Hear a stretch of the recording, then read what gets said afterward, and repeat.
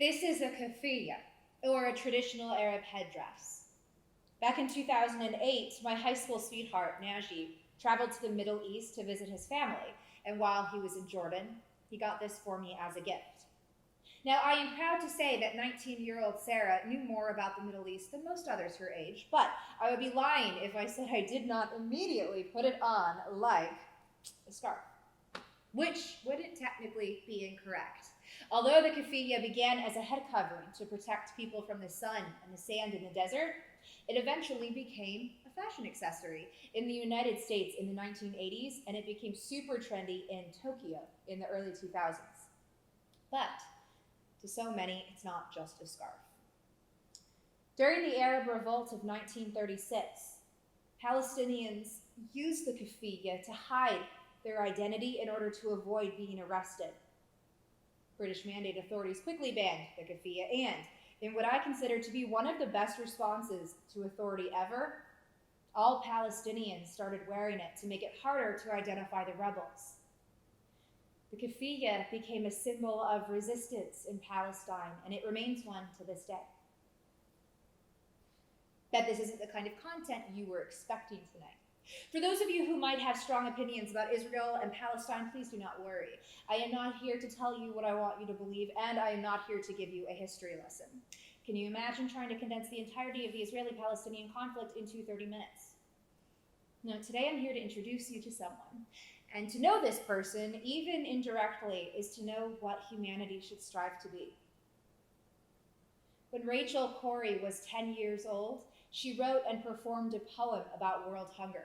Among other equally poignant things, she wrote, "I'm here because I care, and we have got to understand that the poor are all around us and we are ignoring them." She wrote, "My dream is to give the poor a chance, and my dream is to save the 40,000 people who die each day." 10-year-old Rachel Corrie wrote, "My dream can and will come true if we all look into the future and see the light that shines there." Y'all, she was 10 years old. In 2003, when Rachel was 23, she left her hometown of Olympia in Washington State and traveled to Rafah in Palestine to connect her home with Rafah in a Sister Cities project. While she was there, she joined with other international activists in their efforts to prevent the demolition of wells and Palestinian houses by the Israeli army. Less than 2 months after Rachel arrived in Palestine, she was killed when she put herself between a bulldozer and the home of a Palestinian pharmacist and his family. I'm not here to tell you what to believe. Rachel said it best when she wrote to her mom, "I do believe pretty much above all else in the importance of independent critical thinking." I'm here because I imagined a world where Rachel Corrie became a household name, a place where all of its people knew her story. I really liked the world I dreamed, so I'm here tonight honoring her legacy, because if there is one thing that Rachel taught me, it's that it's fun to talk about the dreams that we imagine. But actually acting on those dreams is what changes the world. When Rachel was in Rafah, she wrote often to her friends, family, and loved ones. After her death, those emails and journals were made public. Tonight, you're going to meet Rachel and hear some of her thoughts. You're going to learn what was most magical about her, that the things she dreamed about when she was 10 became goals that she put into action over a decade later.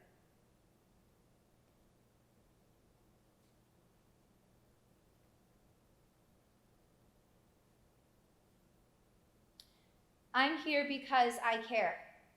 We have got to understand. My dream is to give the poor a chance. My dream is to save the 40,000 people who die each day. My dream can and will come true if we all look into the future and see the light that shines there.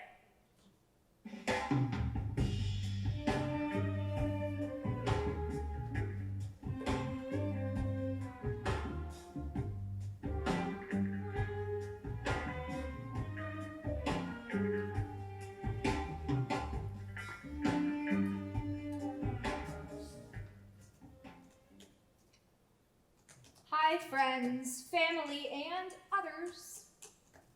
I have been in Palestine for 2 weeks and 1 hour now, and I still have very few words to describe what I see. It is most difficult to think about what is going on here when I sit down to write back to the United States. Something about the virtual portal into luxury. I don't think that many of the children here have ever existed in a world without tank shell holes in their walls and the towers of an occupying army surveying them constantly from the near horizon. I think, although I am not entirely sure, that even the smallest of these children understand that life is not like this everywhere. An 8-year-old was shot and killed by an Israeli tank 2 days before I got here, and many of the kids murmur his name to me, Ali, and point at posters of him on the walls. There are 8-year-olds here much more aware of the workings of the global power structure than I was just a few years ago. Nevertheless, no amount of reading, attendance at conferences, documentary viewing, and word of mouth could have prepared me for the reality of the situation here. You just can't imagine it unless you see it. And even then, you are always well aware that your experience of it is not at all the reality, what with the difficulties the Israeli army would face if they shot an unarmed U.S. citizen, and the fact that I have money to buy water when the army destroys wells, and the fact, of course, that I have the option of leaving. No one in my family has ever been shot driving in their car by a rocket launcher from a tower at the end of a major street in my hometown. I have a home. I'm allowed to see the ocean. When I leave for school or work, I can be relatively certain that there will not be a heavily armed soldier waiting for me halfway between Mud Bay and downtown Olympia at a checkpoint with the power to decide whether or not I can go about my business and whether I can return home when I'm done. So, if I feel outraged at entering and existing briefly and incompletely in the world in which these children exist, then I wonder conversely how it would be for them to arrive in my world. They know that children in the United States don't usually have their parents shot, and they know that they sometimes get to see the ocean. But once you have seen the ocean and lived in a silent place where water is taken for granted and not stolen in the night by bulldozers, and once you have spent an evening when you haven't wondered if the walls of your home will suddenly fall inward, waking you from your sleep, and once you have met someone who has never lost anyone, once you've experienced the reality of a world without murderous tanks, towers, armed settlements, and now a giant metal wall, I wonder if you can forgive the world for all the years of your childhood spent existing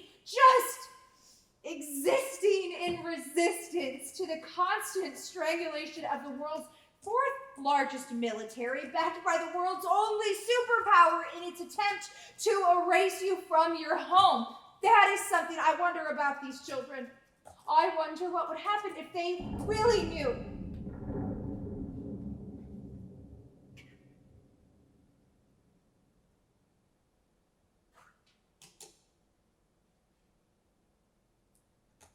I am witnessing this chronic, insidious genocide, and I am really scared and questioning my fundamental belief in the goodness of human nature. This has to stop. I do believe it is a good idea for all of us to drop everything and devote our lives to making this stop. I don't think that's a crazy thing to do anymore. I mean, I still really want to dance to Pat Benatar, and I I want to have boyfriends and I want to make comics for my coworkers, but I also want this to stop.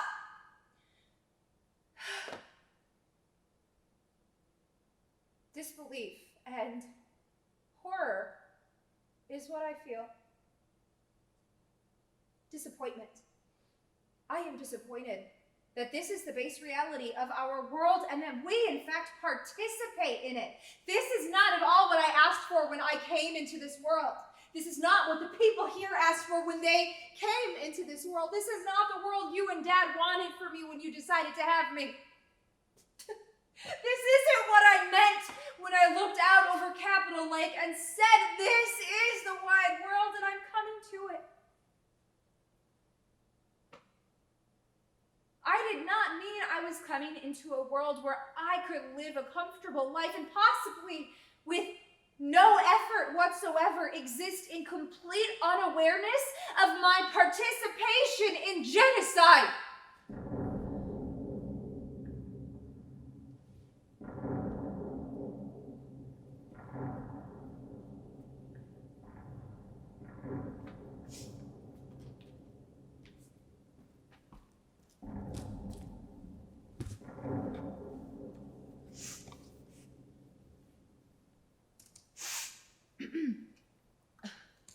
Hi, Bob.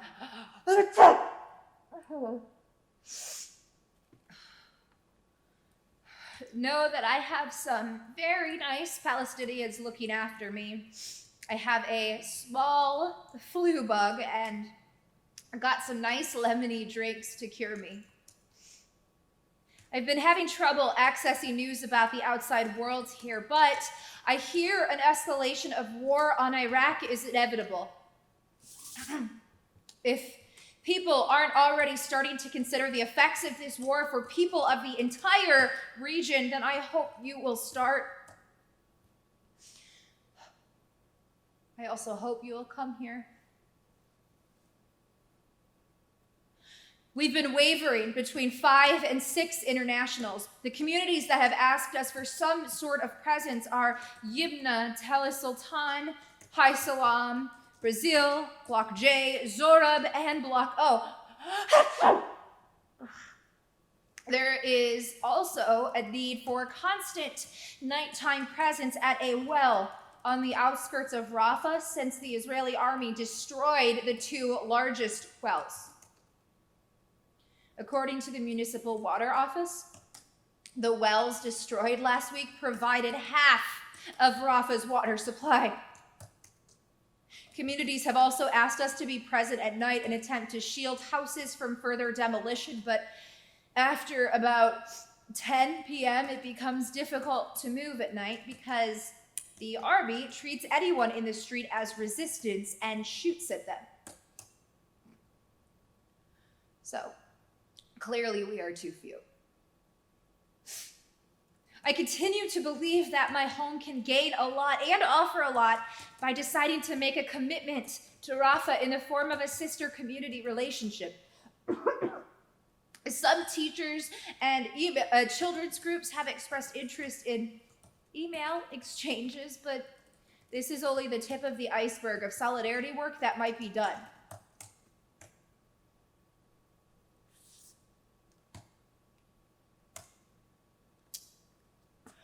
I've been thinking a lot about what you said on the phone about Palestinian violence not helping the situation. 60,000 workers from Rafah used to go to Israel for jobs. Now, only 600 can get to Israel, and of those 600, many have moved because the 3 checkpoints between here and the closest city in Israel make what used to be a 40-minute drive now a 12-hour or impassable journey. I think it is maybe official now that Rafah is the poorest place in the world. There used to be a middle class here recently. What is left for people? Tell me if you can think of anything. I can't. If any of us had our lives and our welfare completely strangled lived with children in a shrinking place where we knew, because of previous experience, that tanks and bulldozers and jeeps could come for us at any minute and destroy the greenhouses that we had been cultivating for however long, and did this while some of us were being beaten and held captive with 149 other people for several hours. Do you think we might try to use somewhat violent means to protect whatever fragments remained? I think about this especially when I see the orchards and the fruit trees and the greenhouses destroyed. Just years of care and cultivation.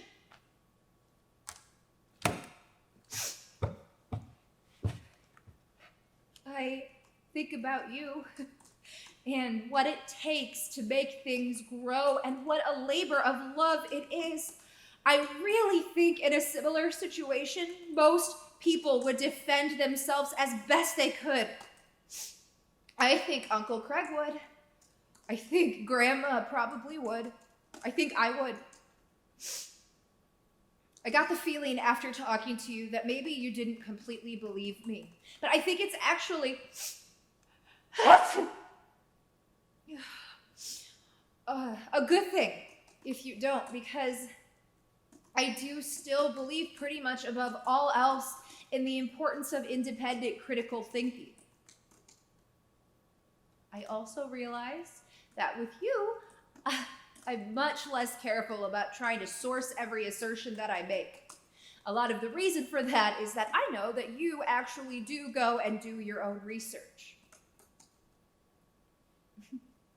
Oh, and the lady who keeps the key for the well where we still sleep keeps asking me about you. She doesn't speak a word of English, but she asks about my mom frequently. Wants to make sure I'm calling you.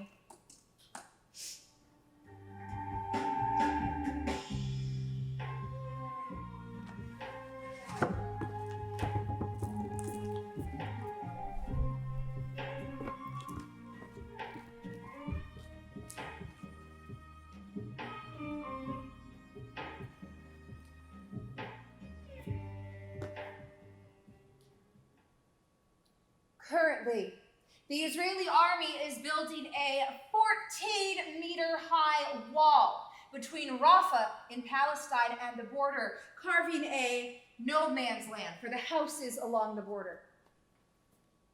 602 homes have been completely bulldozed, according to the Rafah Popular Refugee Committee. The number of homes partially destroyed is greater. Now, the army has actually dug up the road to Gaza, and both of the major checkpoints are closed. This means that Palestinians who want to go and register for their next quarter at university can't. People can't get to their jobs, and those who are stuck on the other side can't come home. And internationals who have a meeting in the West Bank tomorrow won't make it. We could probably make it through if we made some serious use of our international white person privilege, but that would mean some risk of arrest or deportation, even though none of us has done anything illegal. After I talked to you, I went incommunicado from the affinity group for about 10 hours, which I spent with a family on the front lines in Hai Salam who fixed me dinner and who have cable TV. The front two rooms of their house are unusable because gunshots have been fired through them. So the entire family, 2 parents and 3 kids, all sleep in the parents' bedroom. I sleep on the floor next to the youngest daughter, Iman, and we all shared blankets. I helped the son with his English homework a little, and then we all watched Pet Sematary, which is a horrifying movie. I think they all thought it was pretty funny how much trouble I had watching it. Friday is the holiday, and when I woke up, they were watching Gummy Bears dubbed into Arabic. So I ate breakfast with them, and I sat there and just enjoyed being with this family in this great big puddle of blankets, watching what for me seemed like Saturday morning cartoons.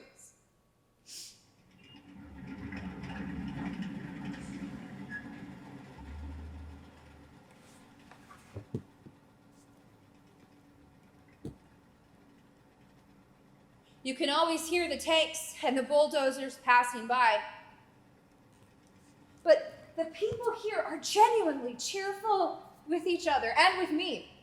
When I am with Palestinian friends, I tend to be somewhat less horrified than when I am trying to act in the role of human rights observer, documenter, or direct action resistor.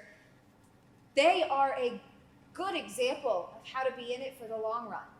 Now, I know that the situation gets to them and ultimately may get them on all kinds of levels, but I'm nevertheless amazed at their strength in being able to defend such a large part of their humanity, laughter, generosity, family time, against the incredible horror occurring in their lives and against the constant presence of death.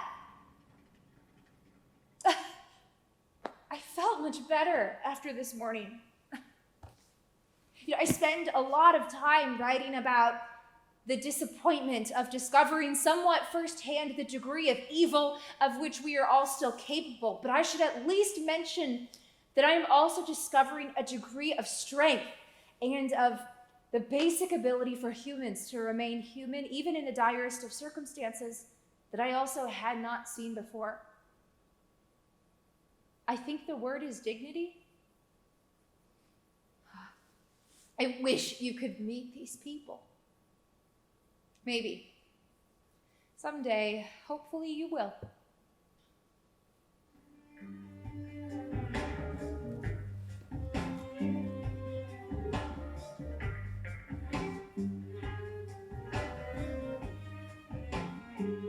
This house is on fire.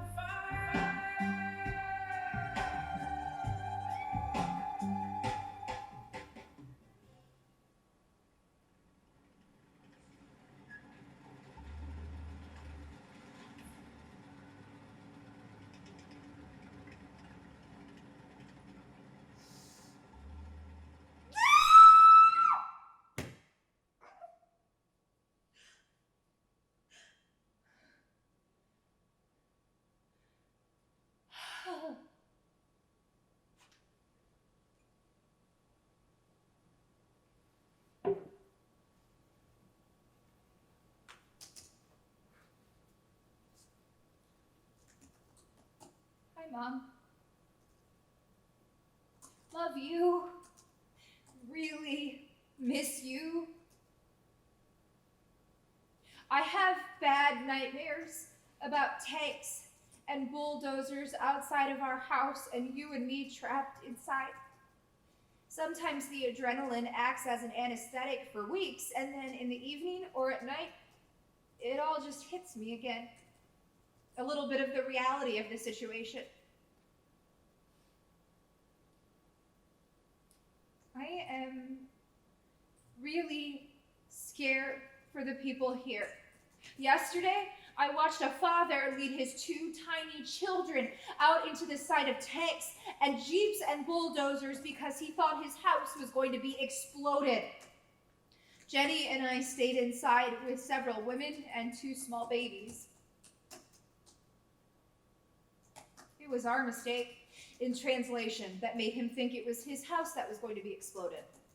Actually, the Israeli army was in the process of detonating an explosive in the ground nearby, one that appears to have been planted by Palestinian resistance. The explosive was planted right in front of the greenhouses, right in the point of entry where tanks might come back again. I was terrified to think that this man thought it was less of a risk to walk out in view of the tanks with his kids than it was to stay inside of his house. I really thought that they were going to be shot, and I tried to put myself between them and the tanks. This happens every day, but just this family, this father and his children, just looking very sad, happened to catch my attention more at this particular moment. Probably because I felt it was our mistake in translation that made him leave.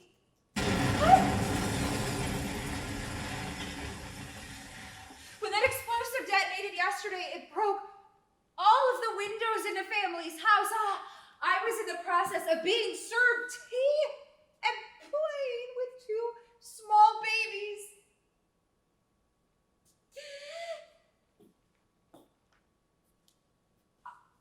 I'm having a hard time right now. I just feel sick to my stomach from being doted on all the time by people who are facing doom. And I know that from the United States, it all sounds like hyperbole. A lot of the times, the sheer kindness of these people, mixed with the overwhelming evidence of the willful destruction of their lives, makes it all seem unreal to me. I just can't believe that something like this can happen in the world without a bigger outcry about it. It really hurts me, like it has hurt me in the past, to witness how awful we can allow the world to be.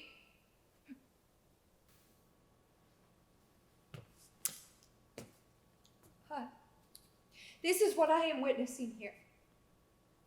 The assassinations, the rocket attacks, and the shooting of children are atrocities, but in focusing on them, I'm terrified of missing their context. The vast majority of the people here, even if they had the economic means to escape, even if they wanted to give up resisting and defending on their land and leave, can't leave because they can't get into Israel to apply for visas, and because their destination countries won't let them in, both our country and Arab countries. So, I think when all means of survival is cut off in a pen in which you cannot get out of, I think that qualifies as genocide. I think even if they could get out, it would still qualify as genocide. When I come home, I will probably have nightmares and constantly feel guilty for not being here, but I can channel that into more work.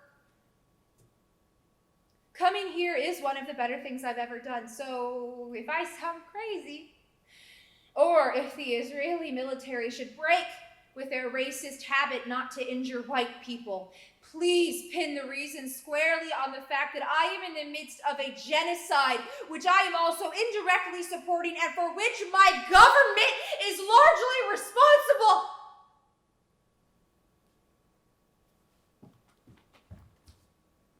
One of the core members of our group has to leave tomorrow, and watching her say goodbye is making me realize how hard it's going to be. The people here can't leave, so that complicates things. They are also pretty matter of fact about the fact that they don't know if they will be alive when we come back here.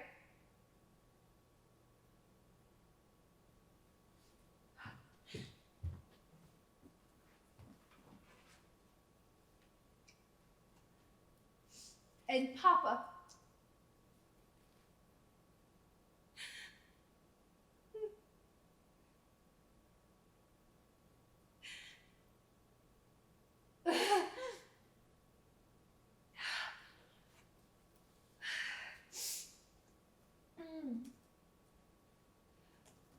I love you. If you want, you can write to me as if I was on vacation at a camp on the big island of Hawaii learning to weep.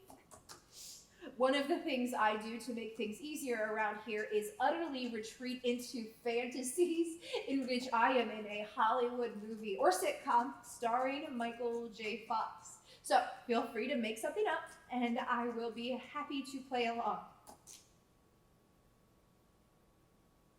Much love, Poppy. Rachel.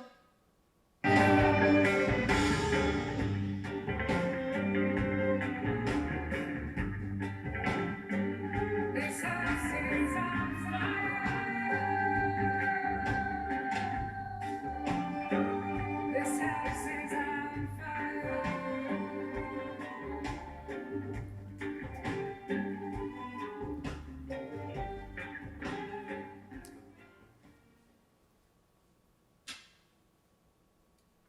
Rachel Corrie died less than 2 months after she arrived in Palestine on March 16th, 2003. When she found out that a bulldozer was about to destroy the home of a Palestinian pharmacist and his family, she put herself between them, acting as a human shield. The bulldozer ran over her.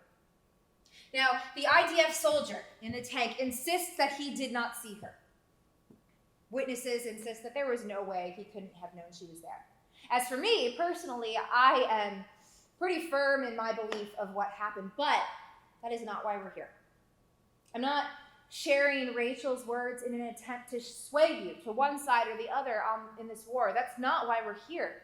This is one woman's experience as an international thrust into the middle of a very complicated war that has spanned decades.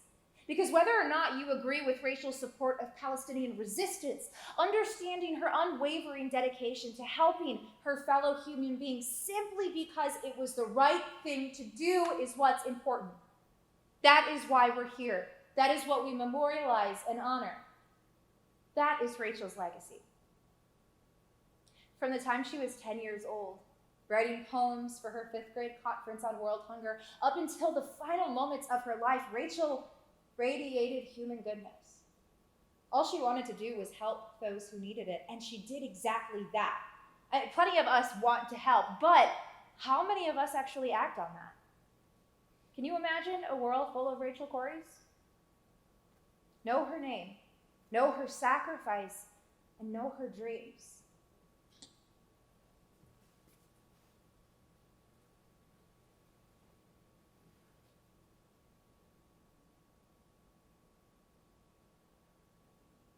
I'm here for other children.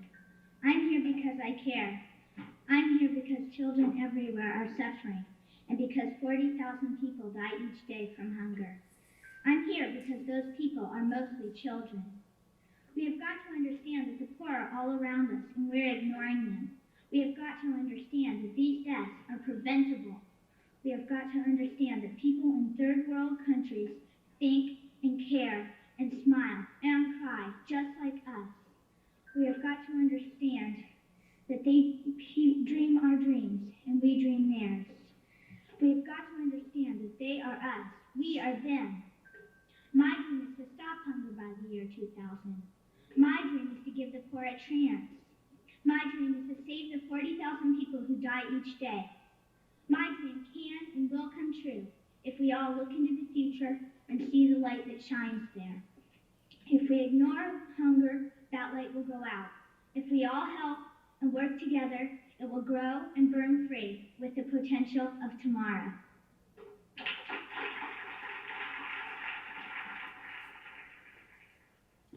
Think about what you can do to make Rachel's dreams come true, and then act on them.